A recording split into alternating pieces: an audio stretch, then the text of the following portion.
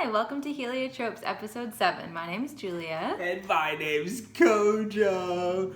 Happy Mother's Day! Happy Mothering Day! Yeah, Mothering Day, Mother's Day. This is my mom. And this is your boy. Wow, many decades ago. Sorry, Mom, I don't have a picture of you and me when I was a child in this apartment.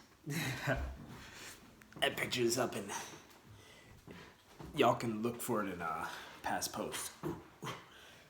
Today's Mother's Day, or Mothering Day, because the role that mothers fulfill traditionally as far as gender roles are concerned, traditional gender roles in the West can be fulfilled by people other than women. Mothering, anyway, let's keep going. Mothering Day, right? You don't have to be a mom in order to mother. And if you are mothering in that capacity, then you deserve to be recognized on this day as well. Yeah. So today we're going to go into we've got a packed show with the feels all over the place. We're going to start with Mother's Day, a little brief history, trivial history about what it is, and some stuff about it. And then we're going to move on. Just want to say happy birthday, Mom. Oh, sorry. Mother's Day feels like Mom's birthday part 2. Happy Mother's Day, Mom. I love you. I appreciate you. I'm grateful to you for being here and for being loved and raised, and I recognize that you did a whole lot of, you were grinding, you stayed grinding, and, I really appreciate that, because I wouldn't be who or where I am without you, in its totality, the good and the bad, there's a lot more good, though, so keep it up, keep it up. Happy Mother's Day, Mom, in snowy Massachusetts. Yeah. I love you. I miss you. I hope you and Dad can come down soon. I hope you're staying safe. And yeah, thank you for everything that you've done for me and Greg and Suzanne and our family. And to all the moms out there, thank you to if you're watching the show and you want to send a nice message to your mom, we're going to say in 3, 2, 1, we're going to say Happy Mother's Day, and then you can do a voiceover for your mom, and then you can cut this clip of the video and send it out. All right, 3, 2, 1. Happy Mother's Day from the Heliotropes. All right, so take that clip, send it to your mom, voiceover, her name, Anyway. I don't know what that means, but to my friends out there who are moms, you're doing a kick-ass job. Brenda, Tara, Kim, some moms-to-be whose names I won't put out there. Happy Mother's Day. Enjoy your time. Enjoy your kiddos. And I hope you get to do something special today. Yeah. We're doing something special. We're talking about moms, mothers. And then later on in the show, this is as many of you already know, Ahmaud Arbery, he was murdered in Brunswick, Georgia, over 2 months ago. And this Friday, was it Thursday or Friday?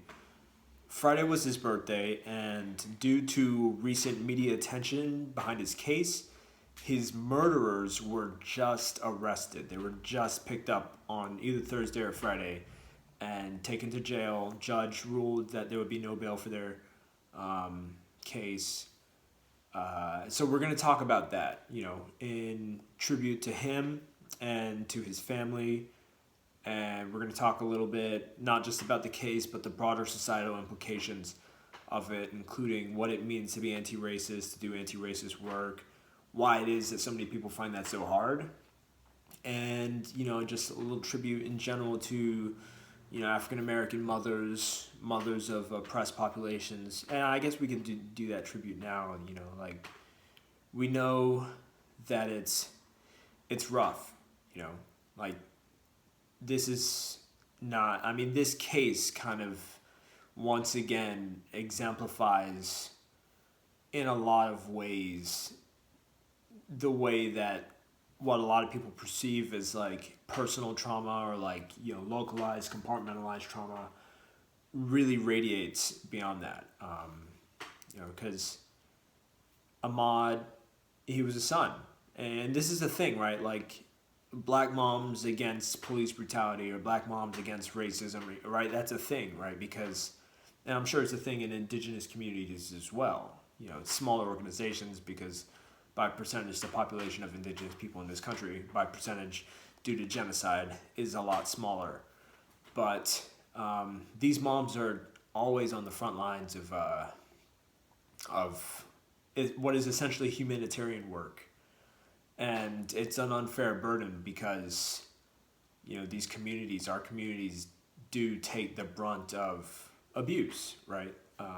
So, I mean, that's just an important thing to keep in mind, you know, like when we see clips of Ahmaud Arbery's mom giving these interviews on social media, on television, it's important to think, you know, to know that one, she's not the only mom out there who's doing that. Two, she's not the first mom out there who's doing that. You know, you go back to Emmett Till, and you know when you know if you know the name Emmett Till, you know what I'm talking about. If you don't know the name Emmett Till, he was a young, what was it, like 14, who was murdered. He was literally murdered by a group of white men in, I forget the state, like Missouri or something. Well, he was visiting from his hometown of Chicago. Right. He was from Chicago. He was visiting some other place, and he was murdered by a group of white men. And his mother made the decision to have an open casket funeral, which, I mean, the publicity of that blew up, right? And that is often credited, that moment, right? The action that his mother took, not the event itself, but the action that his mother took is often credited, and then the actions that people who were on the receiving end of that publication, the actions they took are often credited with helping the civil rights movement to gain momentum to where it wound up eventually. We'll get to all that, but, you know, just that's, you know, a heartfelt tribute. Yeah, I mean, I think, you know, there's the burden of historical trauma, right? It's not just mothers grieving the untimely death of their children, which is difficult enough and devastating enough and traumatizing enough, but there are added layers to it when there is a history of violence and oppression that goes unresolved and unchanged, and that people experience on a daily basis. I mean, I have no idea what it feels like to be his mom, sitting, giving interviews, and being able to talk about her son's death and it being on video and her entire process through it while she's mourning and grieving, and what I'm sure is a devastating time for her. There's just a lot of other layers to it. That is a really good point. When you see other black mothers going through this, they're not just grieving. They don't just want the world to know, and maybe they do actually. Maybe they do just want the world to know who their children are, right? Because it's also important to note that this isn't just, you know, black men who are being murdered. It's also black women, black trans women, right? Black trans women, you know, by the numbers, are the highest recipients of this kind of hateful violence. So it's also important to note that they don't get any attention in the mainstream media, almost ever, especially by percentage of how they receive that violence. But point is, even if that's all they want to do, all the mothers want to do is, you know, give the world a sense of who their children are, who their children were, what their children mean to them, what they're also doing is participating in this movement, right? So you have to give them credit for like the role they're fulfilling as mothers, as well as the credit that they deserve for willingly or unwillingly pushing the movement forward. Yeah, I mean, there's kind of this parallel experience, right, of in this country, Black people who are murdered, their cases only rise up when they go viral in some form on social media. And then there's the experience of their family members, and a lot of times, we see their moms who are then having to do all this additional work to somehow have people held accountable, right? So there's this like parallel level of effort and level that like the stories need to rise to, and then the work that Black women and mothers and families need to do to get any movement in that one single case. Yeah. We'll get to all that though. We'll get to more. We'll follow up with that, like I said, towards the end of the show. Or not even towards the end, halfway through. We're going to cover this Mother's Day stuff first because we know that's what you're here for. So Mother's Day, as we know it in the United States, started around the early 1900s, and Anna Jarvis is often credited with being the person who started Mother's Day. And there was somebody else too, I think in the late 1800s. Honestly, I forget her name right now. It may have been like the Julia person that we were looking at, because we became very excited there was another Julia. And the origins around Mother's Day were to celebrate peace and protection and safety against like men and boys having to go to war. That was in the late 1800s. And then Anna Jarvis celebrated her mother after her mother's death. For her mother lost, I think like 7 or 8 children. I think it was 8 children under the age of 7, and engaged in community circles with other women and mothers to provide like some comfort and some togetherness and some peace, and also some public health to help children live in safe and healthy environments. And it's a little bit interesting because as time went on, right, that like shifted a little bit, and now we have like Hallmark holidays, and people started celebrating Mother's Day for other things, like in part, thanks to capitalism. And Anna Jarvis actually tried to break up a couple of Mother's Day celebrations. Like I think she was arrested once for trying to break up a parade and disturbing the peace in the 1920s. And then when she died, she actually commented that she was sorry that she had started the whole thing because of what it turned into. And that it wasn't true to its origins. Right. But alas, we still have Mother's Day, and celebrate it, And, just a quick parallel as far as, Mother's Day being celebrated in a way that's not true to its origins. Julia noted today how Mother's Day is trending, and, I think that's a common thing every year, right? Like Mother's Day trends huge on the internet, and I wonder how much of that internet, social media, Mother's Day trending actually manifests in, people showing their appreciation in real life, meaningful, tangible ways to their mothers, I just want to come back to what Kwadjo said at the beginning in terms of switching our language a little bit from Happy Mother's Day to Happy Mothering, understanding that a lot of people play the role in this very gendered, heteronormative way that we think about parenting. You don't have to be a woman necessarily to fall into that role, right? And you don't have to be a birth mother or to fall in that role either.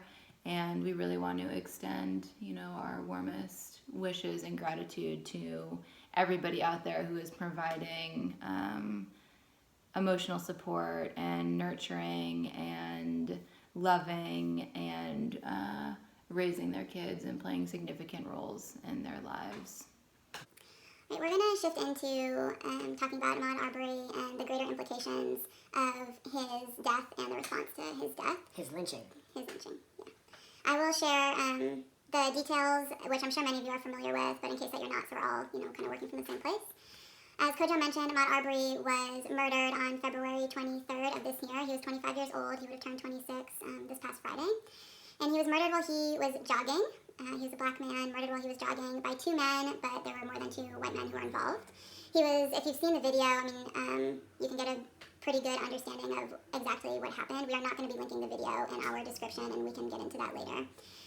In terms of the investigation into his death, when police officers arrived at the scene to investigate, there's some reports that those police officers then went to the DA and said that they were ready to arrest the father and son, the McMichaels, who murdered Ahmaud Arbery, and the DA declined to arrest them or to charge them with anything. And Senior McMichaels, I don't honestly know their name, worked with that DA. So he was a police officer for a number of years and then was an investigator in that DA's office for, I think, about 20 years. So they had a close working relationship.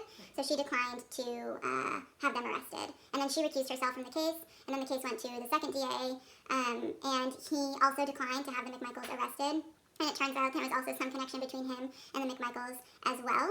And he is the DA who wrote that the McMichaels were justified in killing Ahmaud Arbery because of like the stand your ground self-defense laws. And specifically, what he says is the moment that Ahmaud reached for the gun of one of them, because, it's something you can kind of see in the video, but he says that moment, which looks like, to me, clearly like an act of self-defense, the stand your ground laws applied. And that they were justified in making a citizen's arrest by Georgia law.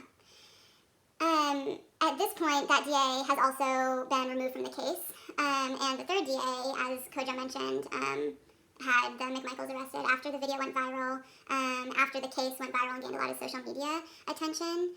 And in one of the interviews that Wanda, I think her last name is Cooper Jones, did, Ahmaud's mom, she mentioned that she helped get the second DA removed from the case because she did some research about his connection to the McMichaels, and that's what she called him. He very nonchalantly talked with her about her son's murder, and didn't seem to be really concerned at all or reach out to her, have any investment in the case whatsoever, and so he was removed for a conflict of interest. And I should mention, at this point in the case as well, so there's been some discussion around a defense of the McMichaels, and if you listen to the 911 call, I think it's on there, the McMichaels said that they believe that Ahmaud Arbery was the suspect that they saw on camera involved in a string of burglaries on the street. That has since been disproven. There was one burglary reported, I think it was on January 1st, outside of McMichael's home, and there were no other burglaries reported on the street, so there's no string of break-ins going on. There is a video of Ahmaud Arbery at this house under construction and being on the property, and he was on the land or inside the home for less than 3 minutes and did not take anything. There's also apparently another video from that same home that the homeowner said he couldn't identify who the person was, and some fishing tackle was taken, but he never reported the burglary. So we wanted to provide that information as well. People are claiming that Ahmaud Arbery had a gun because at one point in high school he may or may not have brought a weapon into a basketball game. That part is a little bit unclear based on some of the articles we've read, and then there was one incident of shoplifting as well. And I think it's important to put all that information out there because that stuff is often what comes back, right, as a defense. Well, this person had this kind of criminal record, so they deserved what was coming to them. And clearly that's not something, that we think to be true. And I guess we'll kind of talk more about that in a holistic way. Yeah, not even whether or not we think it's true. At the end of the day, I think the important things to keep in mind is that it doesn't even matter, right? Whether or not he was committing any crimes, whether or not he was a good person, the bottom line is that 2 white men rallied the troops with munitions and cornered a black man who was running down the street looking like a jogger, right? I don't know what they thought he was going to steal with basketball shorts and a white shirt on. They cornered him, and then they killed him. And then an arrest was made 2 months later, more than 2 months later, after countless cries for a certain sense of immediate justice, right? After this video came out. I think that's the point, right? Regardless of what happens, regardless of what comes out, it's like you said, a lot of this stuff often comes out, and usually it's in the case over recent years, the ones that gain publicity are justifiable homicides, or when the police kill someone. Right. And then people will go out of their ways to defend the police and say, oh, well, this person had, a history of, drug use, or this person got in trouble with the law, blah, blah, blah. Under those circumstances, if something was happening to me, people would have any number of things to come and be, he was arrested here, he was arrested there, he had this record, right, long record. And, none of that is the point, right? Because people don't make these same arguments with, with powerful white men. No one makes that same argument, right? Look at Joe Biden, he's over there assaulting women, and people, oh my gosh, but he's not Trump, And even when you look at Trump, because a lot of the same people who will make this argument against Ahmaud Arbery and in favor of his murder are the same people who will defend people like Trump for misogynistic, sexual harassment, sexual abuse, defending Bloomberg, defending powerful white men, and which, at the end of the day, it comes down to race and the irrationality of it.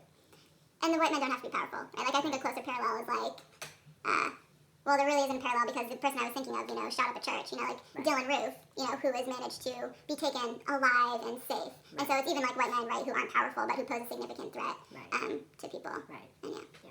So the pretense that the character of the victim matters in any sense, as well as the pretense that the behaviors of the victim leading up to the crime, the ultimate crime, which was his murder in this case, matter, are invalid, right? Because, right, at best case scenario, if we take, what the McMichaels are saying, at face value, they went in to make a citizen's arrest of an unarmed person who they later killed, right? When they didn't provide any evidence of, like, I don't know anything about making citizens arrests, but I'm sure you've got to be compelling in some case or some way, right? Like, the point is, he didn't need to die, right? That's always the point.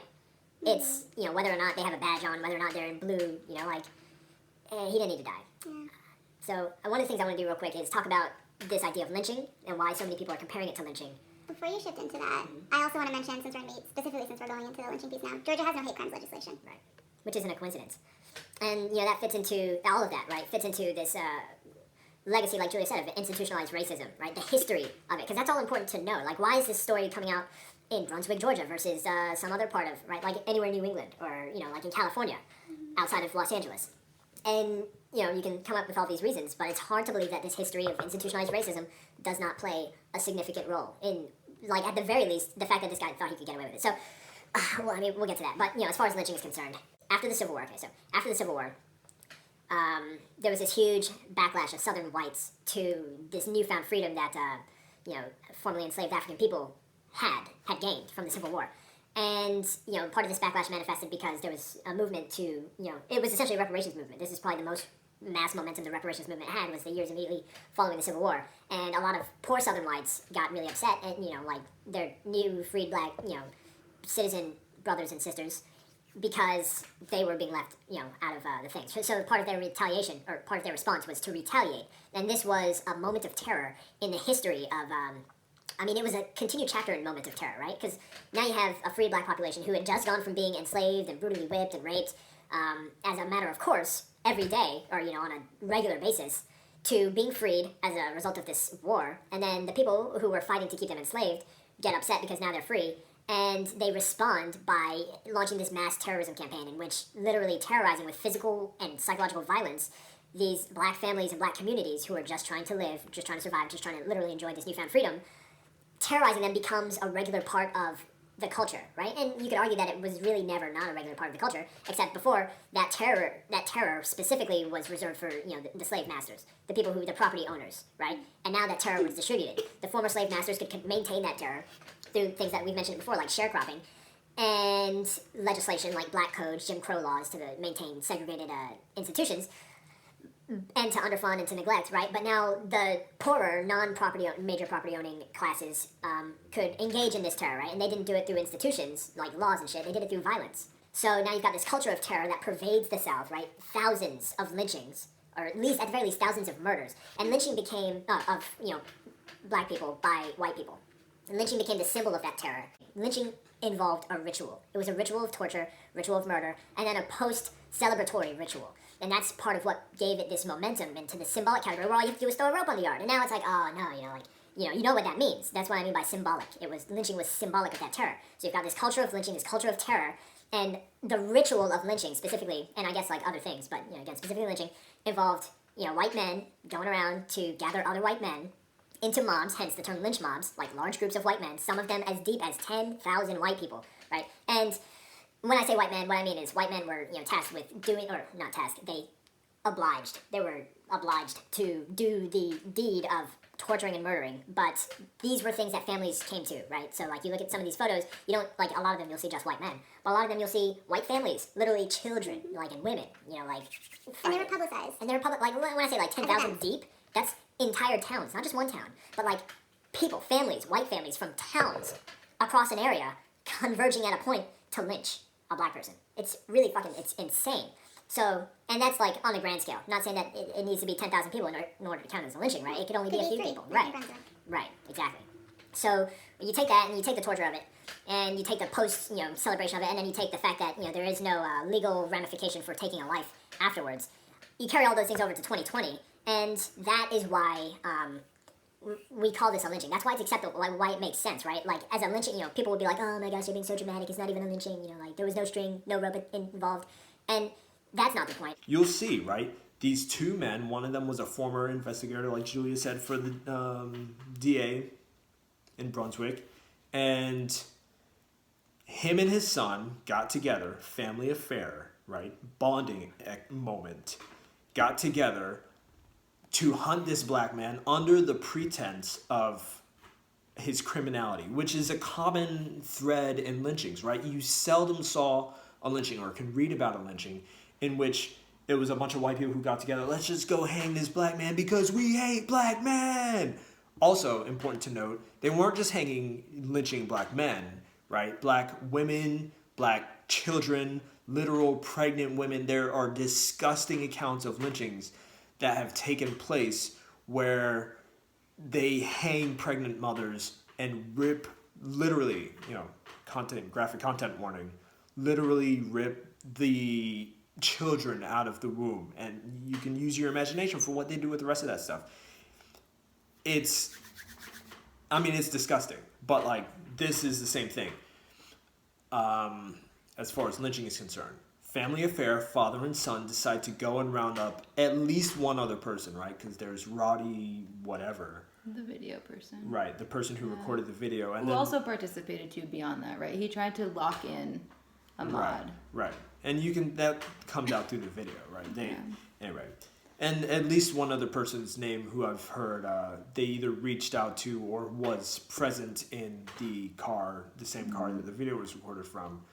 So they reach out, hey, let's get a group together and go hunt this man, right? And again, my original point with that lynching thing is they seldom, they didn't go out and say, we don't need any justification for this, right? Because then they would have to admit that they're just monsters. Their justification was always it was always criminality. Oh, this, in Emmett Till's case specifically, he committed the crime of, some of them said, assaulting a white woman, right? This woman on her deathbed, by the way, admitted that he was never untoward to her in any case, right? Because this woman whose corroboration of the idea that this boy committed a crime by assaulting her, lived her life for decades after that, and then on her deathbed said, actually, nope, he didn't do anything to me at all. So there was always the assumption of criminality, which, right, goes into this, it's diametrically opposed to this idea of due process, right? A lot of Brett Kavanaugh, where's the due process, But when do they say it, right? For him, powerful white man, in this case, due process is necessary in order to prove that he's not, he doesn't have a past of sexual deviance or something. Or in order to prove that this woman who's accusing him of such is valid or invalid. Meanwhile, it comes to something like this, Ahmaud Arbery, and they're like, but he was committing a crime, never mind the fact that he was murdered. Where's his due process? And that's one of the great crimes in this as well, is that there was no due process. So that's also a characteristic, a mainstay of lynching, is that it occurs without due process, right? A lot of times, in this case, there was no court involved at all. There was no jail, there were no police involved. It was just, we think he did it, we're going to go get him. That happened a lot. Another thing that also happened a lot, is that people would be arrested and they would be put in prison or put in jail awaiting trial. And then these mobs would show up at the prisons, coerce the guards, coerce whoever's watching the prison, if they even needed to coerce them to get out of the way. And then they would remove these people from prison and then they would go torture and lynch and murder, right? Yeah. So those are really, that's just, it's just one of those things that's really important to keep in mind, is that the history, like Julia said earlier, is a huge, critically important part of why this particular murder, publicized murder, is so, carries so much weight, right? They all carry weight. Let me just say that. So one of the things that was particularly difficult for me in figuring out how to talk about this for this episode was, in previous episodes we have a well-defined topic and we can talk about things structurally and institutionally that directly feed into that topic, right? If we're talking about slavery, in our May Day, in our last podcast, you know that it's because slavery is a form of labor and that, directly relates to this history. But when you talk about a specific case, and I guess there's a similarity here. When you talk about a specific case like this, the murder of Ahmaud Arbery, I had a hard time figuring out how to talk about this without deviating too much from like the actual case itself, and ultimately settled on the idea that that would be doing a huge injustice to like what this case actually means, because that's where people go wrong, is when they look at this case and they say, oh, there's nothing more to see here than what happened. This is just a couple of racist white men murdering a black man, and it's nothing more than that, right? Racists should be ashamed of themselves, blah, blah, blah. When that is in fact not the thing, because as we just mentioned, there's a whole history behind it, and history does not exist in a vacuum, right? Dr. Amos Wilson says, right, essentially that you are history, right? The past is always present.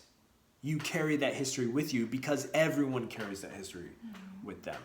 So, and history is so much bigger, right, than the people, because it is, or than a person, because it's of the people, right? History is institutional, it's cultural, it's all of these things. It exists in all of these things. So when we look at this specific case, we have to take all of those things into account.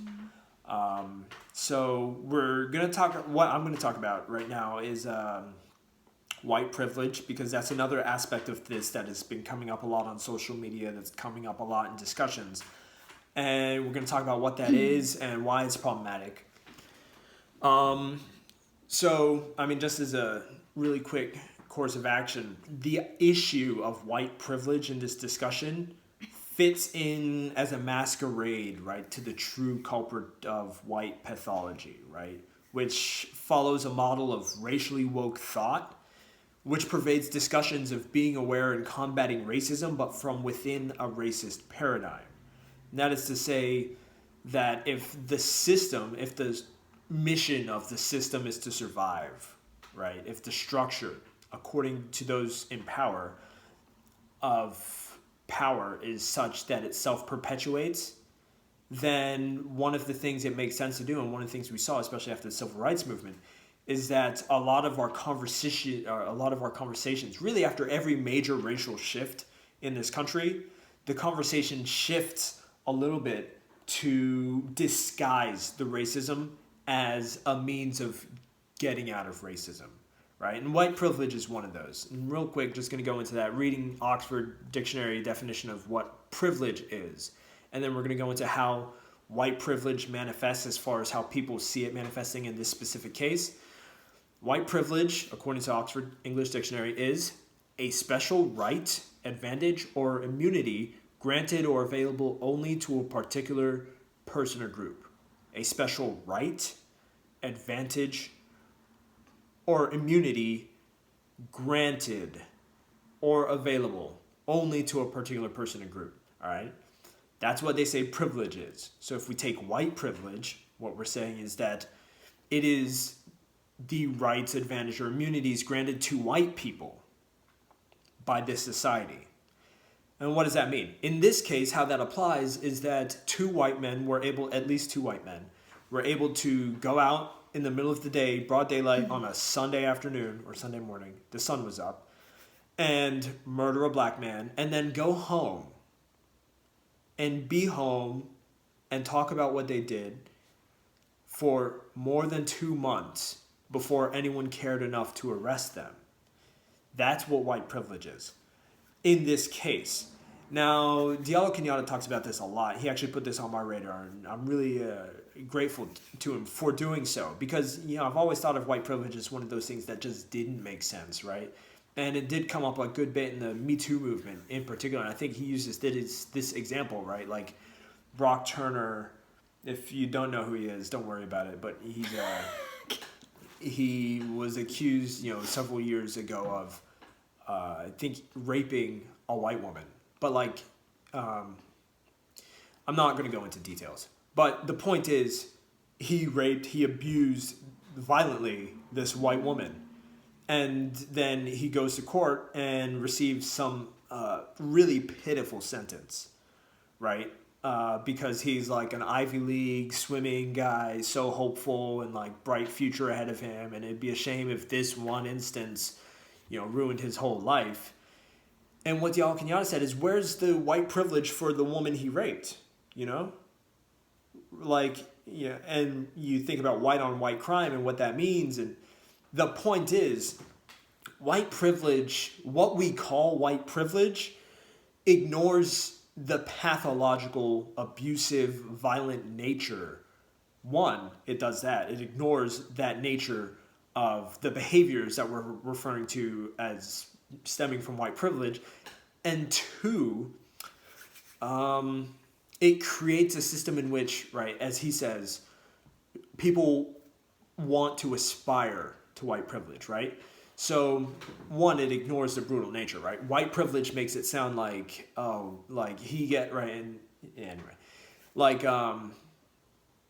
these guys get to murder, these two white men get to murder this black guy and get away with it. But if I'm black, I don't get to murder, like, white men and get away with it, like. And then the second point is, his second point is that creates something that people want to aspire to, in the sense that it's no longer a question of, how do we stop these white men from murdering black men with impunity? It becomes a question of, how do I, as a black man, get to a point where I can murder white men, or I can murder black men with impunity? And that's really fucked up, right? Like, I don't know if you're picking up what I'm putting down here, but that is not healthy, right? It's pathological, because then we're creating, right? White privilege puts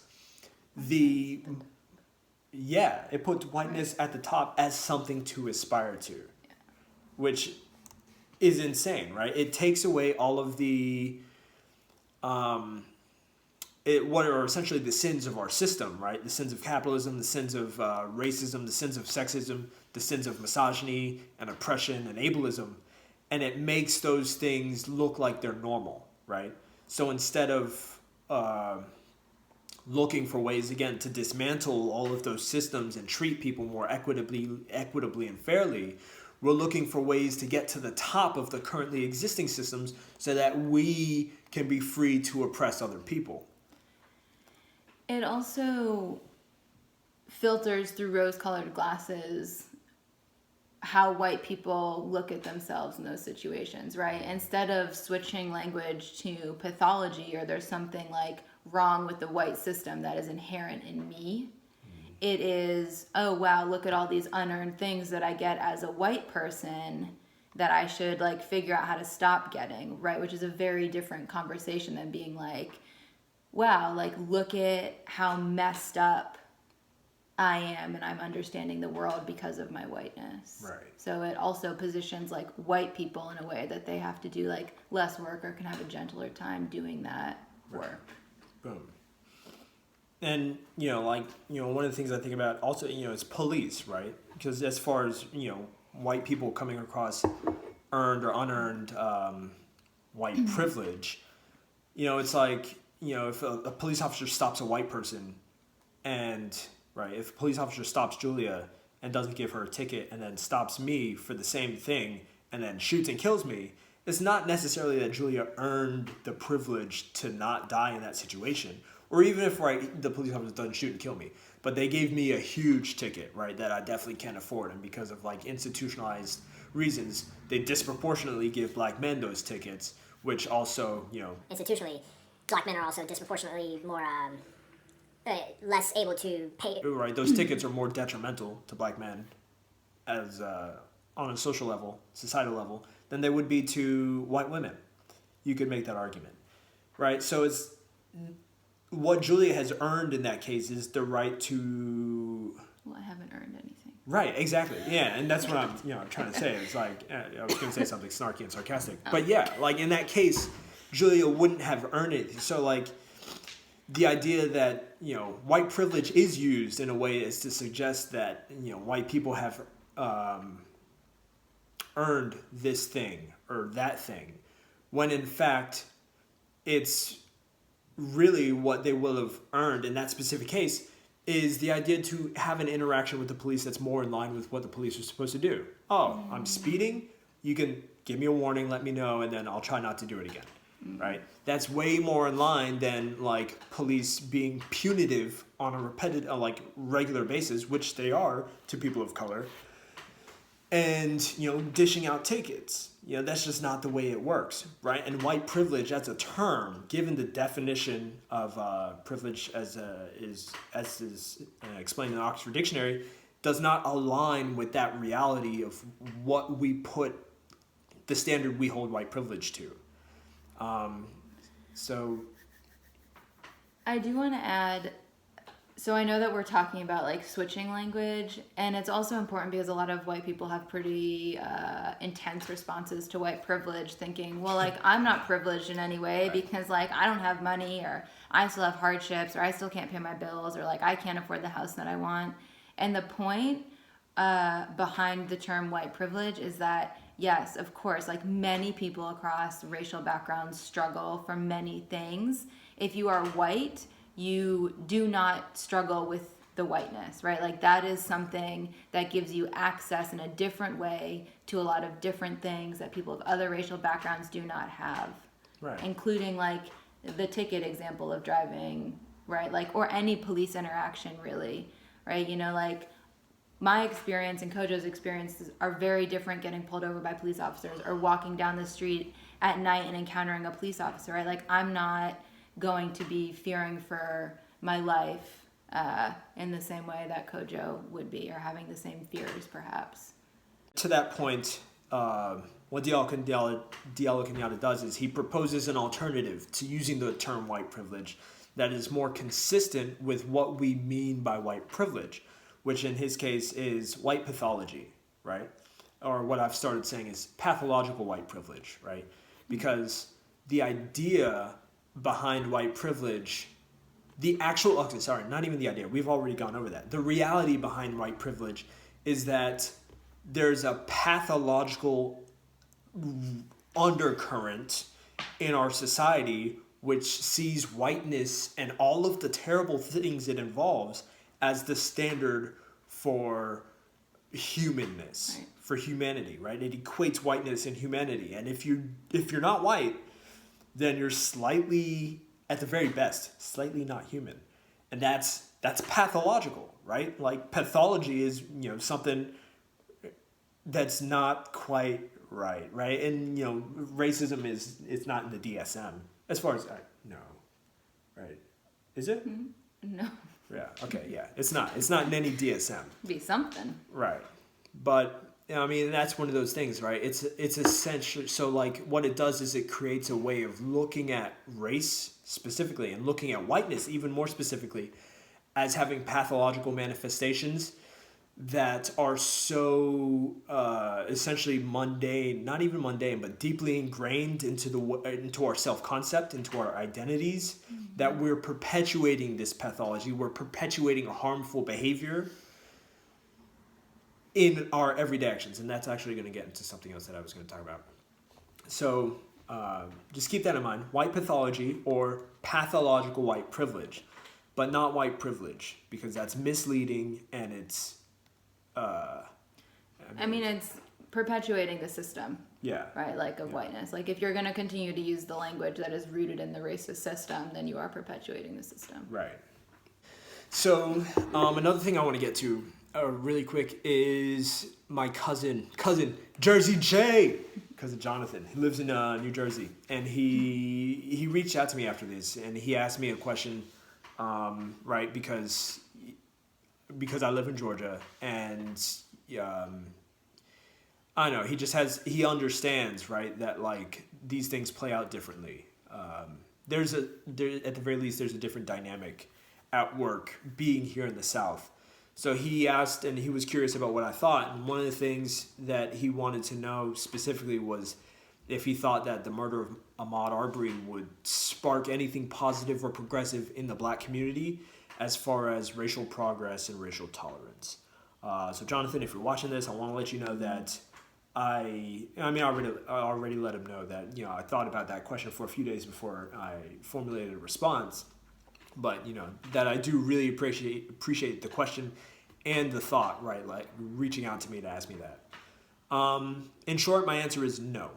I don't think that the murder lynching of Ahmaud Arbery will spark anything new. And actually, what I'm going to do is I'm going to go ahead and read my response because anyway. So what I said was that this will spark more of the same, right? Incremental progress at best. As far as the black community, it's too familiar. As far as the black community is concerned, this event is too familiar to create any difference, any different response.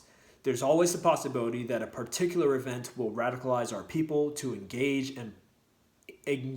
in political and social action, to demand significant and lasting change, etc.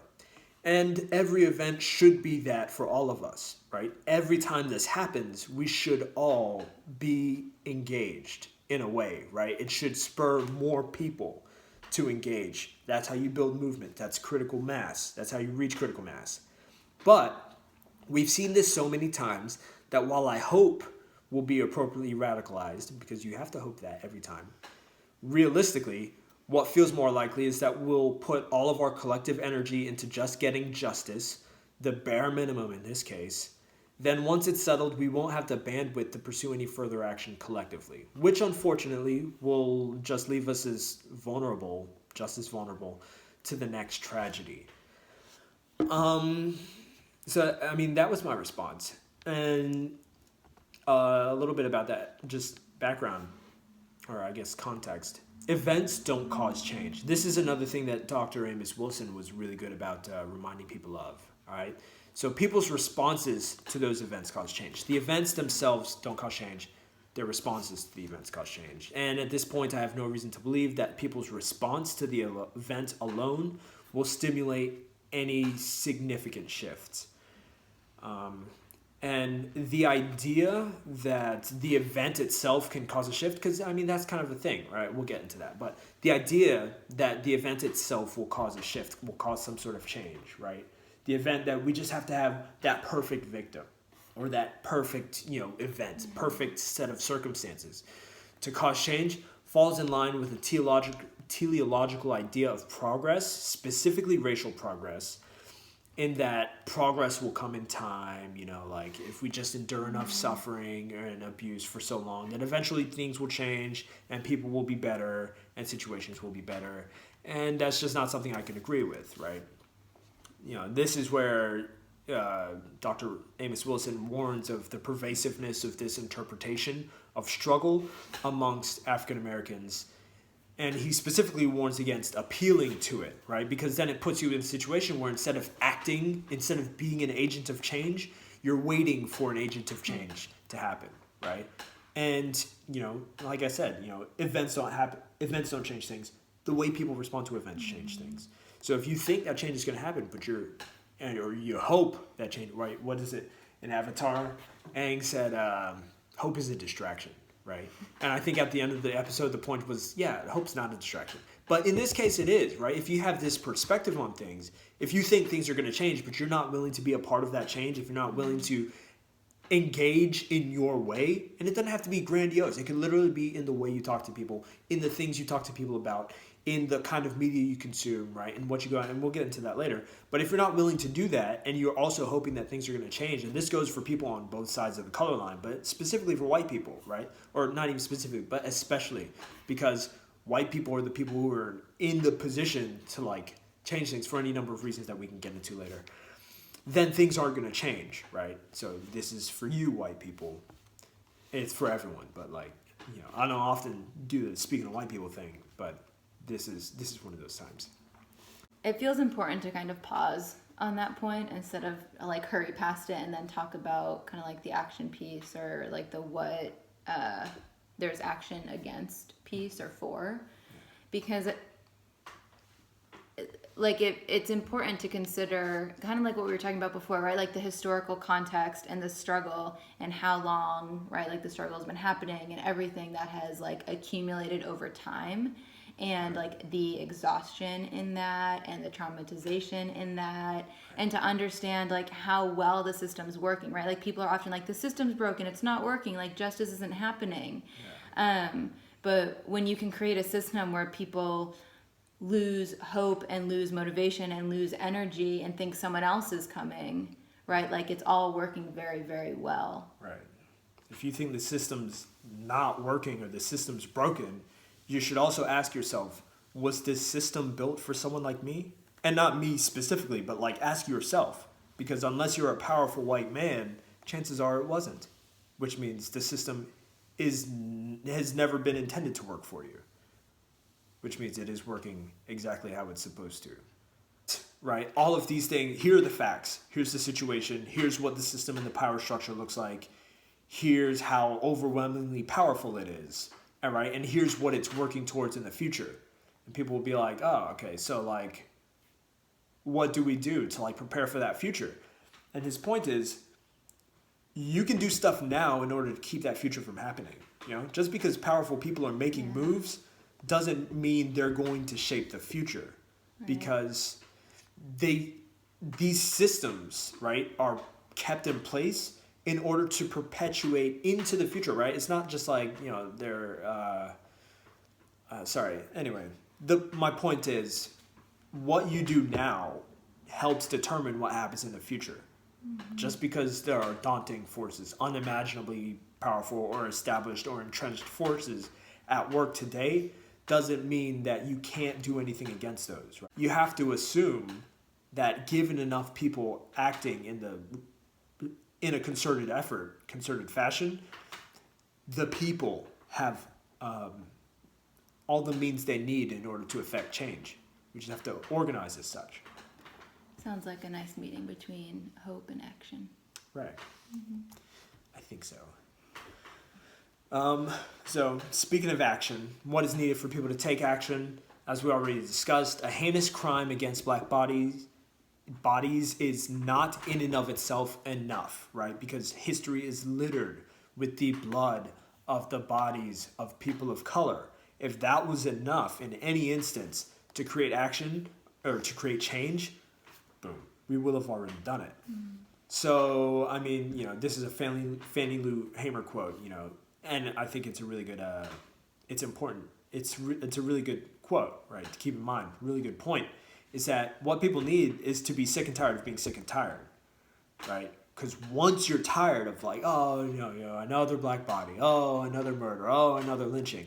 Once you're tired of being in that state, you're going to be in another state to like change that, right? And that's what she said. She was sick and tired of being sick and tired for any number of reasons during the Civil Rights Movement.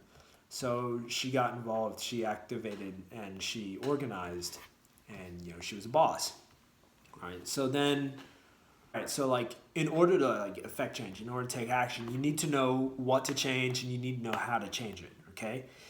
And precluding both of those things is a need to know of what the fundamental problem is. So here, we've gone through an exercise of trying to formulate what the fundamental problem with society is, as far as from a racial sense, okay? Quote, as far as, you know, what we've got. The fundamental problem with our society, as far as race is concerned, is that violence against and the dehumanization of human beings is so regular and institutionalized that we perpetuate justifications of this mass social pathology in our daily thoughts and behaviors in the most subtle and unnoticeable ways, such that even the question of merely identifying the aforementioned problems is a fraught exercise. All right?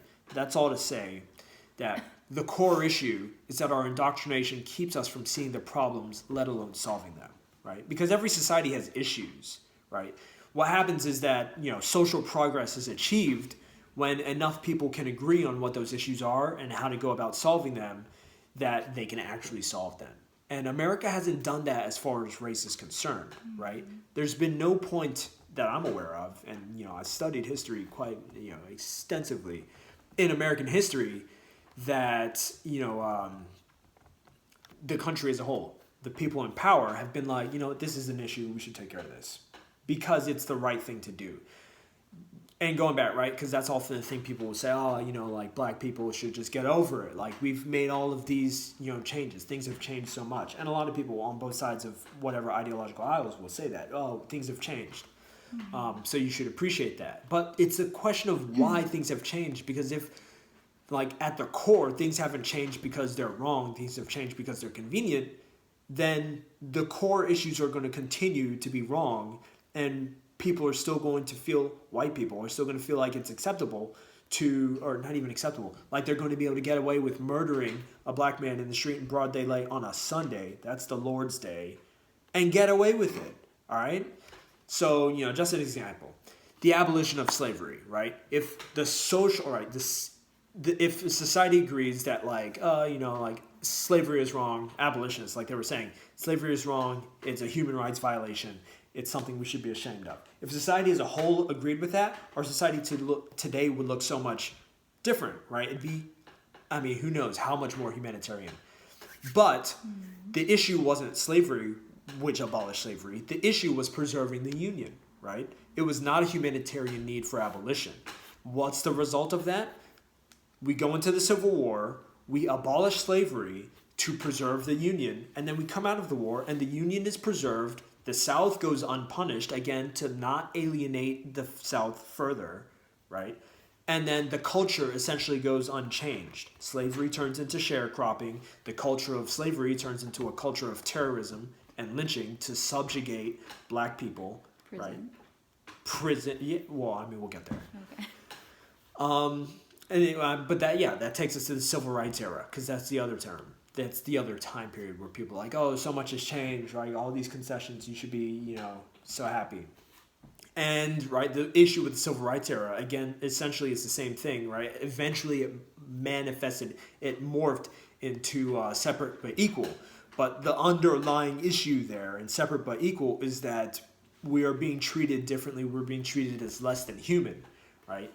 So instead of handling things like that and saying, oh, yes, we see that y'all are being treated as less than human. We see that you're being treated brutally, and we're going to do something really meaningful to change that on a fundamental level.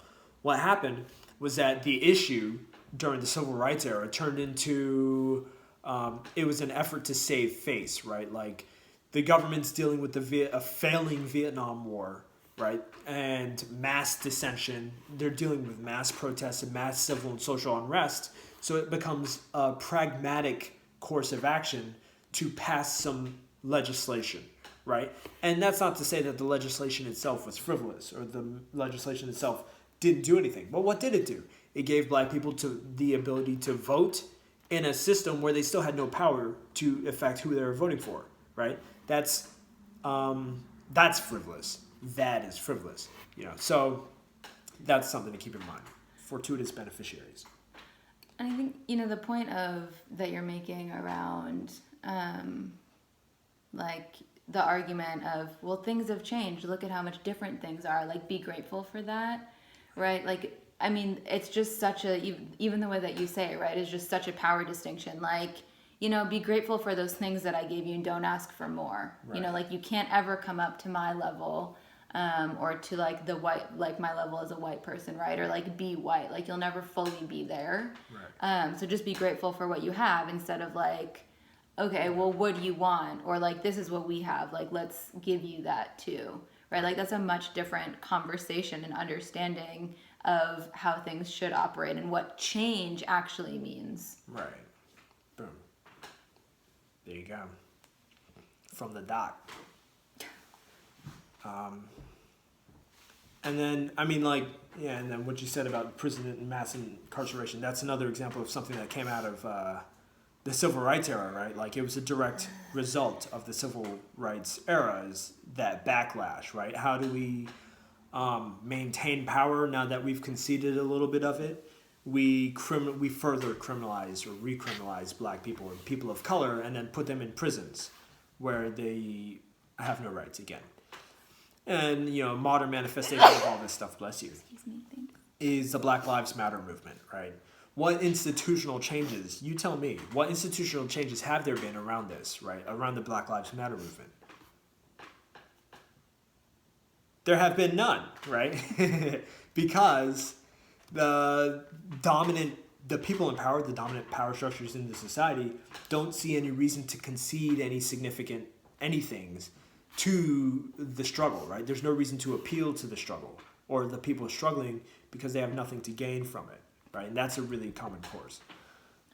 And they use it, right? Like then the power structure uses those movements and those protests, which, they call riots because we all know that who protests and who riots, right? As like further validation for why they have the structures in place that they have and like why they're behaving in the way that they're behaving. Right.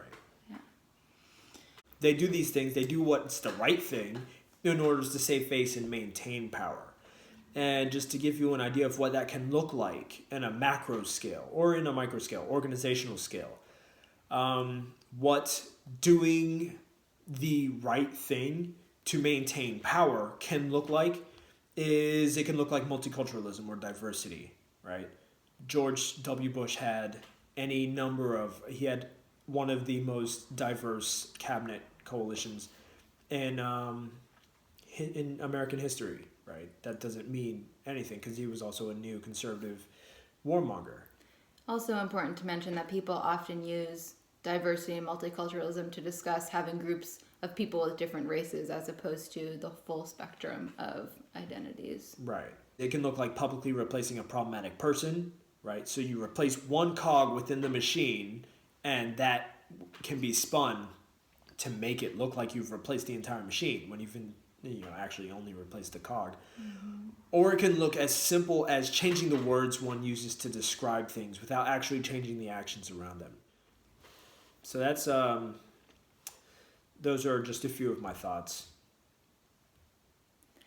Yeah, one thing that should be abundantly clear at this point, from mostly what Kwadjo shared and what we've been talking about, is that racism is a white people problem that has devastating effects on communities of color, and today we're really talking about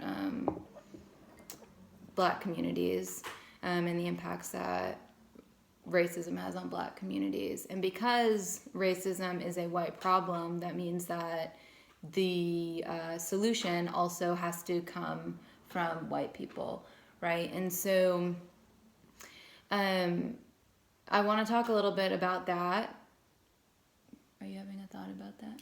Yeah, I wouldn't necessarily say the solution has to come from white people, but at this point, right, I think it needs to be a solution that's approached entirely. I mean, my personal views on racism and race, right? I believe in abolishing the idea, the concept of race, which takes everybody. Mm-hmm. But that is to say, as far as what Julia's saying, not necessarily that white people need to come up with a solution, but white people are really the only significant group of people left who haven't done any work as far as,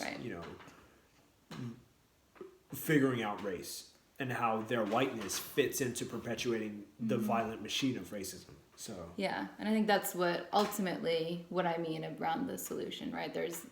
White people have a lot of work to do to come up with an understanding of their own whiteness and how that impacts other people.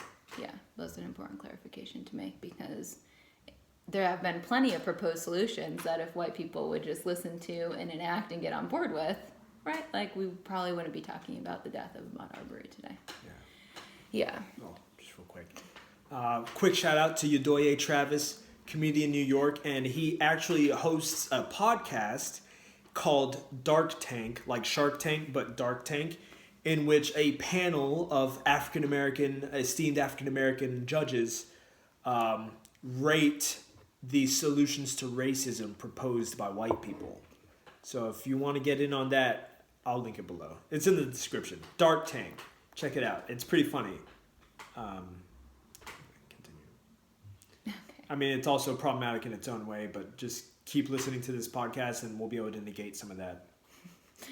All right, so I'm going to talk about some of the steps that white people can take and really need to take. So not can take, need to take, should take if you're invested and involved, or have, some humanity within you. So if you ran with Ahmaud, so there was the Right social media campaign after Ahmaud Arbery's death, and after his death, I suppose went viral, which is a disgusting language for it. There was a campaign to run with Ahmaud, and he was an avid runner. So if you're one of those people who ran with Ahmaud, like, that's great. That's a great first step, but it's really just that. So it's one step, right? So a lot of people white people get involved in this kind of like superficial context. And if you're a runner and you decide to dedicate your run to Ahmaud, like that's cool, but you go running every day. So it's not something that's like different or out of the ordinary. And particularly now with a lot of people who are sheltering in place and who are like getting outside more often anyways, right? Like it actually, like it just totally shifts the meaning and I think devalues it. So there are just many, many, many, many more things that you can be doing. If you are a white or white passing person, there's just so much work to do. And really that work starts with understanding yourself and who you are and your history and your identity and your whiteness or your white passingness and how that affects your day-to-day life and how that affects the other people around you. And the reason that it's so important to start there is because people have been doing this work for a very, very, very long time. Just because you have now decided that you want to get involved, I mean this in the nicest way, it doesn't mean that you have anything special to offer that hasn't been thrown out there before, right? But if you are a white person, the thing that you can do is understand how your whiteness impacts you and impacts the people around you and how it affects your worldview and how you navigate your life. Because you have to have a pretty firmly rooted understanding of that and firmly rooted values to be able to engage in action and also to know when to stop talking, which are both like really important points, right? Like we want to speak up but not speak over as white people. So doing that work is incredibly important, and I think a lot of people just kind of like skip past that and they're like, no, I'm woke, somebody called me woke, so like that's great, or like I did this one thing last week and so like that proves this. Like that's not a thing. Like it is a waking up every day to do an unlearning and an undoing, even if, and I know a lot of people say like, well, I wasn't the person who enslaved people, or I wasn't the person who did this. Yeah, you weren't, but that's your history and legacy, and it is something that you are embodying, whether, you know, you choose to or not. You got to understand that and unpack it and unlearn it. And once, you know, like, I feel like that's really like the base thing. Once you've done that, then figuring out when is appropriate to speak up and not speak over, right? Like when we're silent, we're complicit. When we are not acting, we're complicit. And then sometimes when we talk and we act, we're complicit, right? We're gonna make mistakes and it's probably gonna be hurtful. And you have to figure out those pieces too, and how to have those conversations and how to apologize and how to not make it about you. And that the intent versus impact conversation is really important as well. You might intend something and the impact might be different. And you need to learn how to have those conversations, which is why it's so important to really like understand yourself in those contexts. And another important piece too is like understanding how you're complicit in racism. A lot of people think about racism as lynching or racial slurs or these like overt aggressive acts or violence, or a lot of people will say that President Trump is racist because of some of the language he uses, but that Joe Biden isn't. Well, like, newsflash, there are a lot of ways to be racist. So it's, are you messing up the names of your 2 black female coworkers? Are you, do you become scared when you pass a black man in the street, right? Are you like clutching your purse, or do you cross the road? Are you asking to touch a black woman's hair? Are you talking about how colorblind you are, right? These are like all forms of engaging in racism. And those are the things that you need to figure out how to like undo and unlearn, because as we know, these like overt, racist, violent acts are less common than the subtle, what people refer to as microaggressions, but they're really just aggressions. That's just a nice way to like make people not feel so bad about them. So those things are really important. One of the things that you could do immediately is to stop sharing the video of Ahmaud Arbery being lynched. That would be a great first step. If you have it up somewhere on your social media, take it down. If you want to share the video or any video portraying racial violence, you need to ask yourself a pretty serious list of questions, starting with why you want to share it, why you feel the need to share it, who is benefiting from you sharing, who is hurting from you sharing it. And if somehow you come to the point of still needing to share it, and I'm not really sure how you would come to that point, you need to add some context there and some comments and some language around it to explain all of those things. Put a warning in there. Don't have it on automatic play. People need to have the option to not engage in that content. And I think a lot of people, right, there's this question about education and knowledge. And for white people to be educated on these things, they need to see these videos. Well, I'll tell you what, re-traumatizing folks is fucked up. And if you and your circle needs to see a black man being lynched, then you need to start there and ask yourself those questions around, why is it that I need to see this murder in order to have empathy for this individual, or in order to engage in this work, or in order to decide that it's time to look at my whiteness? Or, you know, why is the violence important? To believe what this person has been telling me for weeks or years or months about their own experience? And why aren't words enough to believe people's experiences of being black in this country?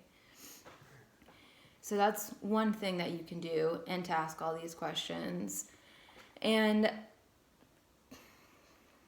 I think for a lot of people,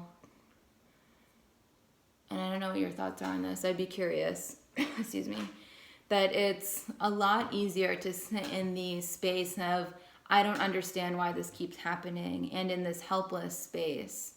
And it's a space definitely that I've been in, you know, and over periods of time and for different reasons. But it's easier to sit in that space than it is to move into the understanding and unpacking and unlearning spaces, and then into the action phase, and doing the anti-racism and decolonization work. Because those other things, right, like all those things in terms of the work pieces, really require a personal reckoning of our own complicity in systems that value our humanity as greater than others, and that allow us access and safety while oppressing and murdering others. And reckoning with systems that we uphold and believe in and vote for and build out instead of dismantling, right? So there is a piece about coming to terms with the times that you've been racist in your life, and understanding those and accepting those as part of your own personal history and how that affects, right, like your community history as well. And it means diving into shame, which is a vulnerable process that most people in the world want to avoid, to reach an understanding, and doing the work instead of remaining in the confused state that allows the systems to continue destroying lives to benefit others, right? But like, we need to move, we need to get out of that space, because our confusion becomes participation, right? And you can start anywhere.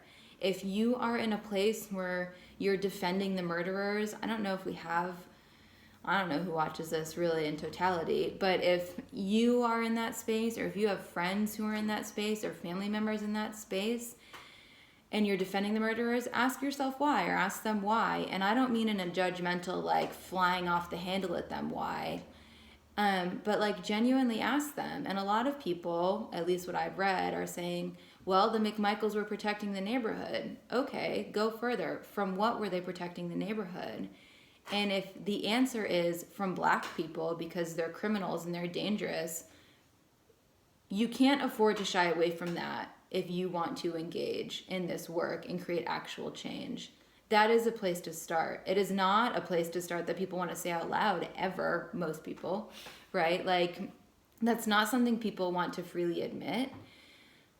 But that's where you need to start, that if you're equating black people with criminals, that's where the work starts for you, and you have to do some reckoning around that, and some understanding and some unlearning, and, you know, unpacking of your own kind of personal stuff and societal impacts. And if you're somebody who already knows how fucked up the system is, right, then like, get involved. You need to have these conversations, like Kwadjo mentioned before, with your family and friends and strangers. It's a lot more difficult usually to have those conversations with your family and friends because there's a lot more at stake, right? Like, realizing where other people are and what you can and can't handle in terms of where they are, perhaps if that conflicts directly with your values, because then your relationship, right, like might be on unsteady ground. But those are important conversations to have. And then we'll get into probably some other kind of more specific things too. And also know when to stop talking, right? Like, you need to learn how to do the work on your own. You need to learn how to research stuff on your own, and you need to learn when you should be sitting back and listening and not taking up space. I think, like, everything you just said is particularly important because, as we mentioned earlier, the fundamental issue right now is not that. The issue is transformed, right? Well, I guess it's always been the same. So the fundamental issue now is not necessarily that there is racism, but it's that we can't do anything about those problems because we can't even see that there's racism, right? And that, in large part, is, like we said again earlier, because white people as a whole have refused to, not just refused, but like literally established structures and institutions to prevent them from seeing the issues in our society that are related to not only race, but their own self-conception of race. So like everything Julia said about reflecting, to white people, it is particularly salient because it's not that, again, white people have the solutions, but short of seceding, like people of color leaving this country, short of people of color leaving to establish their own institutions, for as long as that we're all in this country together, and this is something people have been saying a long time, we're going to need to come up with a solution together. So if white people are the only group who have refused, on the whole, to look at their position as race, and even if they're not the only group, white people are still hold the keys to power, right? There's a gateway there, right? Like, I think about, Pan-Africanism and how to,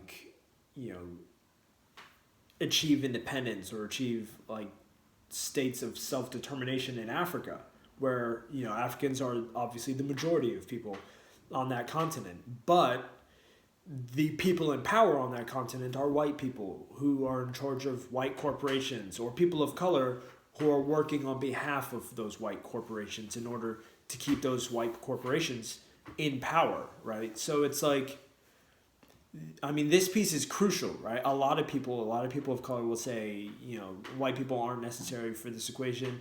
We're the only ones who can keep who can determine our future. And that is true in a sense. It's true perhaps definitely on a personal sense, perhaps in a community sense, in a short term, right? But in the long term, if white people continue to see the world the way they do, right, it's a very destructive and all-consuming way of seeing the world. So there needs to be some appeal to that, some way to break through to that. So I think what you said about all of that is particularly prescient, and I hope people really hold on to that. And the very fact, if you are a white or a white passing person, that you get to choose to do the work or not do the work and have it not affect your physical or personal safety, or even probably for a lot of people, their lives, is a very way that you are benefiting from the racist system that is in play and that you are upholding it. Right. Yeah. So, obviously we have a lot more to say, but if you're satisfied with what we've covered so far, I think we can end it there for today. Mm-hmm. We'll make the outro very short. We'll post whatever resources that either we said we would post or have to direct you to in the description. Happy Mother's Day again to all the mothers out there. Happy Mother's Day to our mothers specifically. And thank y'all for listening to this point. We'll see you next time. Yeah. Go forth and do some reading. Yeah. And then go 5th, 6th, 7th, and 8th. Bye. See ya.